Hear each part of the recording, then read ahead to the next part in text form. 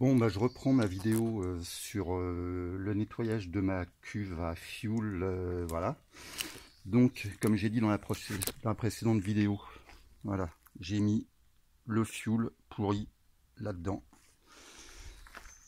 J'ai fait 7-8 voyages avec la petite truc qui est là-bas. Bon, par contre, à un moment, avec la petite cuvette, par contre, à un moment, j'ai eu un petit souci, c'est que la cuve était trop basse pour pouvoir la basculer. Donc, ce que j'ai fait, je l'ai surélevée d'à peu près 10 cm. Bon, j'ai pris des haltères, j'aurais pu prendre une poutre, enfin bon, là, j'avais pas ce qu'il fallait, donc j'ai mis 2 haltères.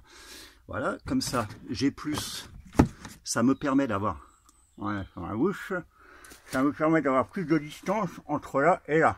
Là, donc, je me refous derrière et je bascule au fur et à mesure comme ça. Donc, on va essayer de voir à l'intérieur. Voilà, déjà, voilà toute la grosse, voilà, tout ça, c'est ce que je vais nettoyer après au Karcher. Donc là, en fait, le truc, c'est de finir de basculer, de vider la cuve, le fond de la cuve. À la finale, bah, je vais carrément la retourner, je pense, pour...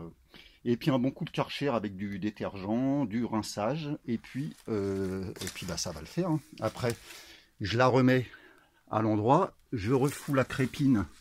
Tiens, qui s'est cassé la gueule, qui est là. Voilà, c'est ça la crépine en fait. C'est l'espèce de truc qui vient, c'est l'espèce de plongeur qui vient chercher le fuel au fond de la cuve. Donc ça, je l'ai débranché tout à l'heure. Voilà, elle est là. J'avais bloqué, mais ça suffit que la gueule, c'est pas grave. Ça ira pas plus bas. Et moi, j'ai bon là, tout ça, évidemment, je vais le nettoyer au Karcher aussi. Je vais en profiter pour nettoyer. Je vais nettoyer toute la merde qu'il y a, toutes les feuilles, les machins, tout ce qui est gras, là, les espèces de petites coulures de...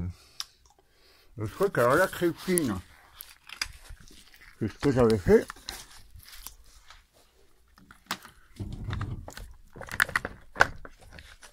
Si la crépine elle vous emmerde, voilà, vous la bloquez quelque part. Là, j'ai pris un serre-joint. Voilà, j'ai pris un serre-joint et je l'ai collé à la petite gouttière. Bon, après, vous prenez n'importe quel support. Ça, c'est pour éviter que ça se balade.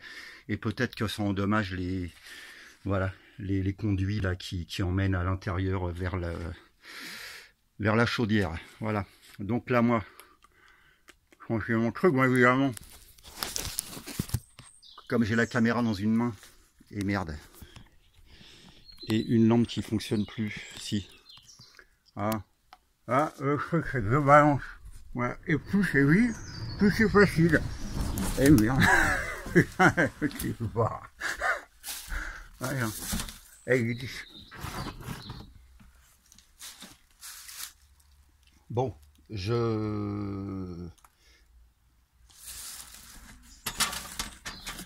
c'est sûr que c'est pas un truc, ben, on peut le faire tout seul, mais si vous n'avez pas d'amis comme moi, vous le faites tout seul. Si vous avez des amis, ben, vous leur demandez, vous demandez à quelqu'un, vous fait un coup de main. Mais bon, voilà. Tout ça pour vous dire qu'en réalité, c'est vraiment de la rigolade. Cette histoire de faire venir un mec avec un aspirateur, et puis des détergents, et puis des machins. Et puis je te prends 170 € hors taxe. Là, d'une main, avec la Mad Light dans l'autre, et la caméra dans la troisième main. Ouais. Non, il y a un truc qui va pas. Non, la Mad Light dans la bouche, parce que j'ai pas 3 mains en fait.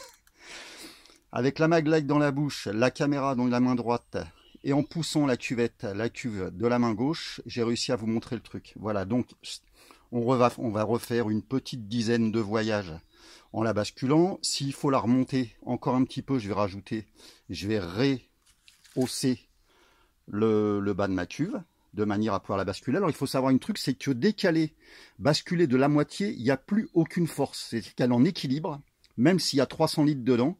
À partir du moment où elle est en équilibre, il n'y a plus aucun effort à faire pour la tenir. C'est juste la tenir en équilibre et le fuel, il coule tranquille. Ça veut dire que si vous avez quelqu'un de ce côté-là, côté des trous, et puis de l'autre côté, le mec, il a qu'à juste...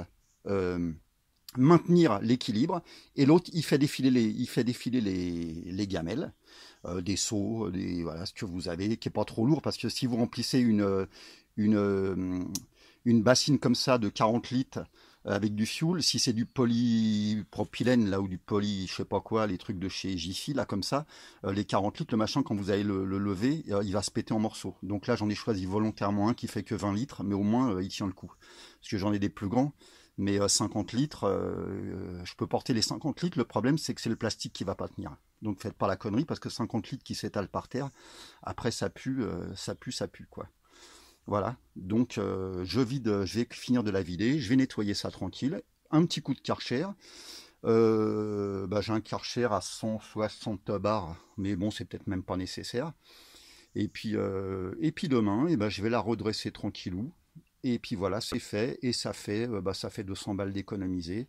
Et puis franchement, voilà, c'est de la rigolade. Hein. Si moi j'y arrive, putain, n'importe quel con y arrive. Hein. Enfin, on se comprend. Voilà. Et c'était ma première vidéo. J'avais un souci, il est réglé. Et puis si j'ai d'autres soucis. Ah oui, j'ai eu un souci aussi récemment avec justement mon Karcher. En fait, j'ai tiré comme un âne sur le tuyau, sur le flex du Karcher.